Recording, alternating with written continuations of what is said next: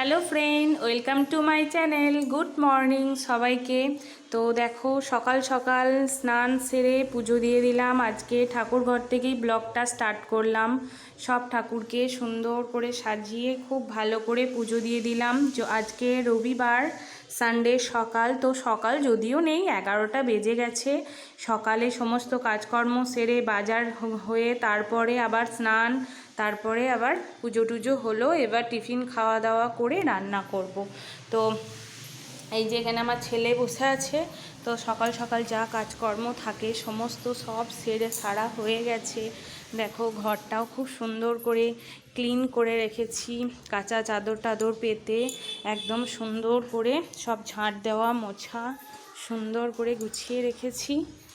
এই যে আমার ছেলের কাণ্ড, ওর স্পাইডারম্যানগুলোকে ঘুম পাড়িয়ে রেখেছে। তো এইদিকেও কিছু কাচাকুচি ছিল, সব কিছুই কমপ্লিট হয়ে গেছে। এদিকে গেটটা লাগিয়ে দিতে শোনো। তো চলো আজকে বাজার থেকে কি কি নিয়ে এসেছি দেখাই।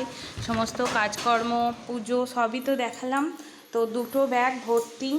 এখানে কিছু মুদিখানার যেগুলো বাজার শেষ হয়ে গেছিলো, মাসের মাল তোলা হয়, তারপরও এই আটা টাটা নুন এইগুলো যেগুলো শেষ হয়ে গেছিলো সব নিয়ে আসা হয়েছে। আর এখানেও সবজি বাজার ঢালা হয়নি, বাজার টাজার করেই প্রথমেই যে ধনেপাতা শীতের সিজনে সব সবজিতেই চলে। তারপরে এখানে গাজর, টমেটো, বেগুন, ফুলকপি, পেঁয়াজ যা যা থাকে। এই 2 ব্যাগ পুরো ভর্তি সমস্ত বাজার। আর এই ব্যাগে আছে মাংস।